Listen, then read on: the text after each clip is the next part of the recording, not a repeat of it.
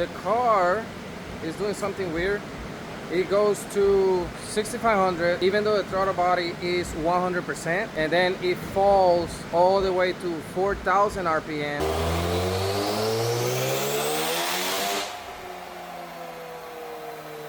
And then it stayed there even though it's wide open throttle.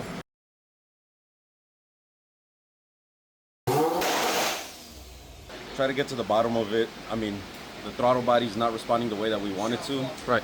It may just be something as simple as a throttle body, but we're gonna see. Hopefully it's something that simple, so that way we could get back here and make some more power.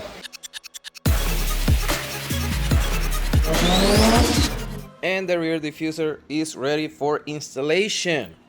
However, looking at this shit, I might need to watch my own video of how the hell I installed this, and hopefully I can figure out too why the hell I utilize rivets instead of hardware. And I think I might know why. If I'm not mistaken, I do remember we PCS from Maryland to Texas. We moved, and I didn't have opportunity to install this in Maryland, so I shipped this thing in a huge box. And we ended up in small apartments because the house wasn't ready yet. And I didn't have any tools, I didn't have stuff. So I ordered Downstar hardware, and it wasn't enough to complete the whole installation. And I think that's why I went with rivets. But that's not what I'm gonna do now, because I mean, it wasn't as bad to remove it, but it took longer than it was supposed to. So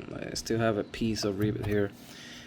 These ones I'm just gonna put, I found some hardware. These are bolts that I always save, extra bolts. And yeah, let me watch my video, and then let's see if those holes are wider enough to fit the hardware. If not, then we'll drill them and install this thing so it's ready for the next Cars and Coffee. And I actually noticed the two-step making some work on that piece, so yep, that's the purpose of it.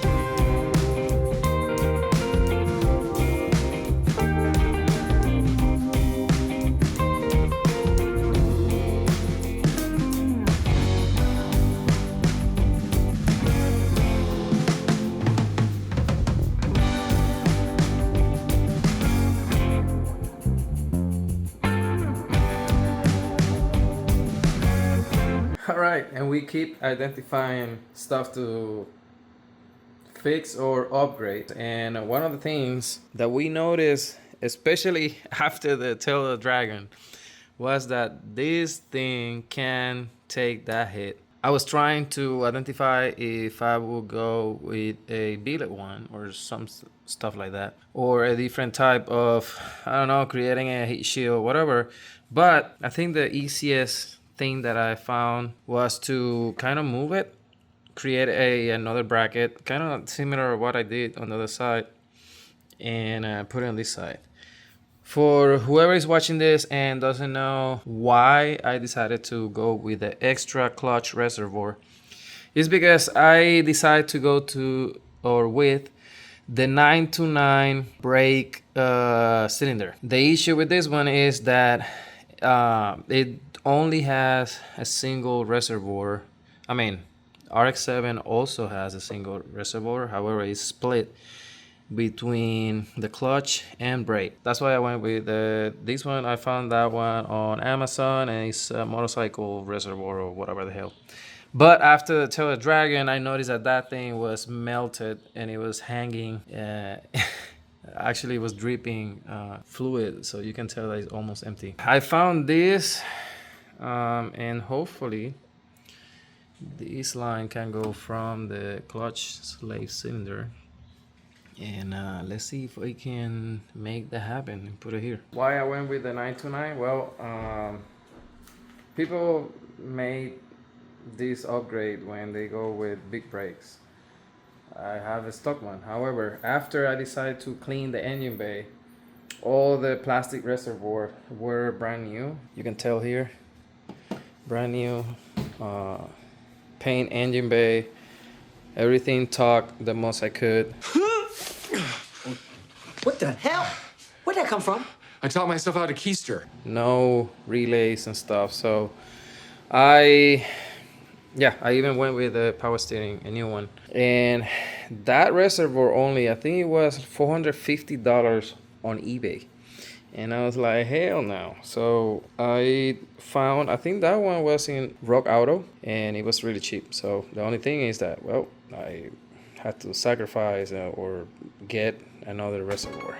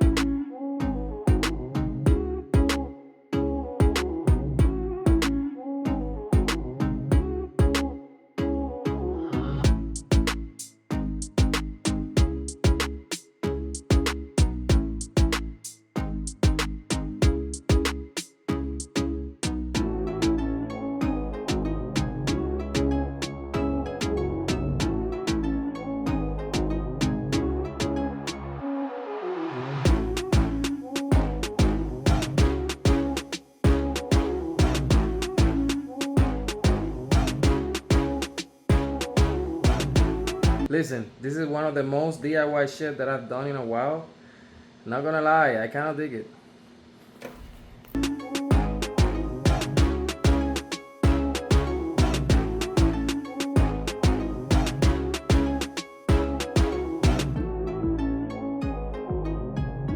Finally, I decided to do a compression check. I haven't done it since I rebuilt the engine, and it's always good to do it, especially after the dyno session. I must have done both rotors with the same clearances because both last phases were kind of the same compression, or I did let go the starter sooner. Just FYI, this compression is with side seal clearance of 4,000.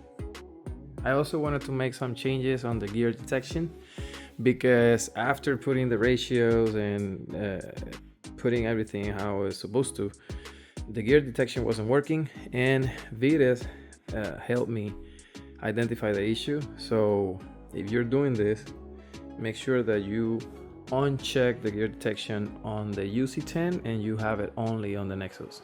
Alright, so Vita sent me the data log that was pulled that day on the dyno. I was taking a look at it last night.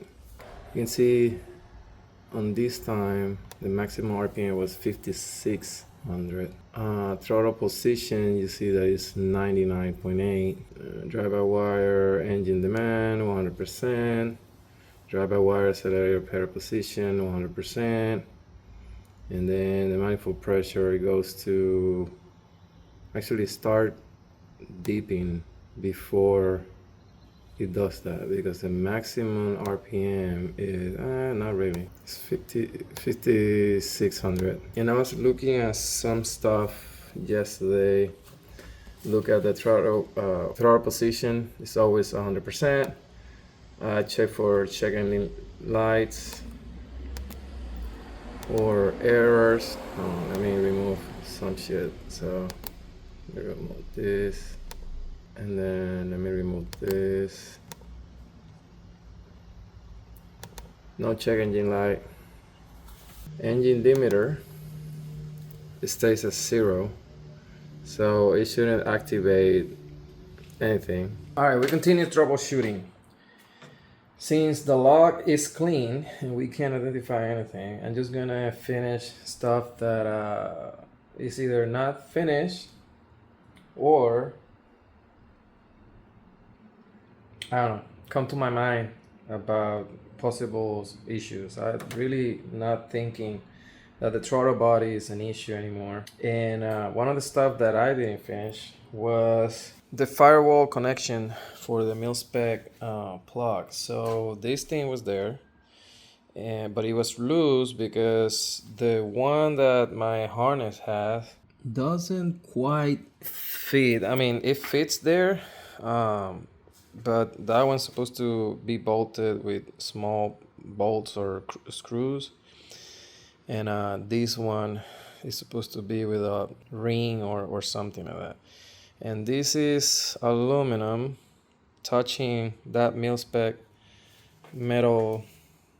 I assume it's aluminum as well, but it was just dangling there, so I just removed this piece, found the OEM rubber grommet, and yeah, now it's not touching metal. I really don't think that this is an issue, but I don't know. I'm just gonna change that. I really would like to do them individually to like pinpoint specifically what the issue is. This door is closed. Hold on. All right, so the other issue that I think in mind is, so I'm sharing the same battery wire or cable. It goes straight from the battery all the way this way. I don't see if I can see it here, but so I have that wire, which is a 2-gauge wire. It goes like that and then goes straight to the starter with the grommet. However, it's split here with a 4-gauge and it goes to the battery over there. I don't know if that's an issue, but I've noticed on the street after the dyno, if I push it and then go to 6500, the dash turns off, and I assuming the ECU is turning off as well, and or restart. It just restarts. The car continue running fine, but then I get check engine codes that says high amp, or I'll put it on the screen, I remember, but I don't know if it's because starter, I mean, it doesn't happen when you start the car. There's no codes. It just, again, the issue is a full throttle on the low at high RPM. I don't know if it's because it's sharing that wire. Same thing is with ground. Ground, I have it from the battery. There's a wire 2-gauge to the chassis. And then I also one that runs the same path as the battery one, but then it's split with a 4-wire to the Nexus, and then it continues to the engine in top of the engine. I think it's the front housing, and then I have a star pattern ground over there. Same thing. I don't know if that is causing an issue, but I think I'm just gonna run separate 4-gauge wire from the battery to the Nexus and then isolate them.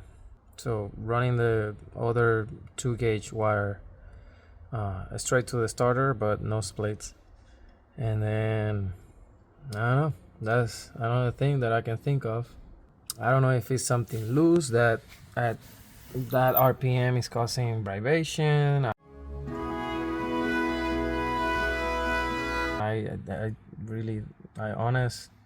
I'm running out of options, so let's do that and let's test the car.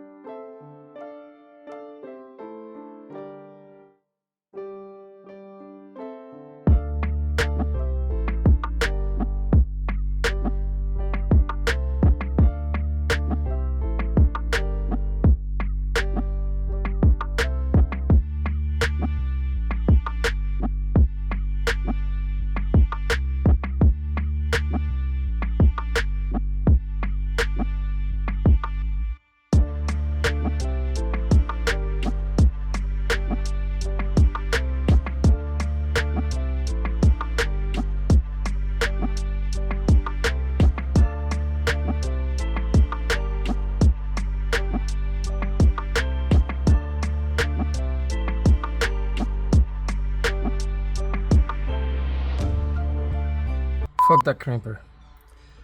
The GoPro battery died, but yeah, now there's a straight wire for the starter, and then there's a straight wire for the positive nexus.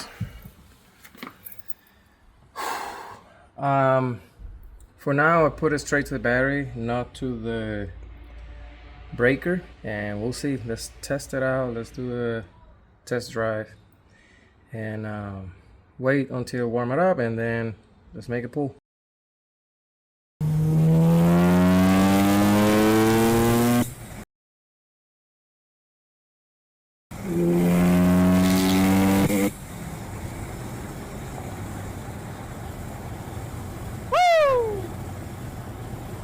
Holy sh**.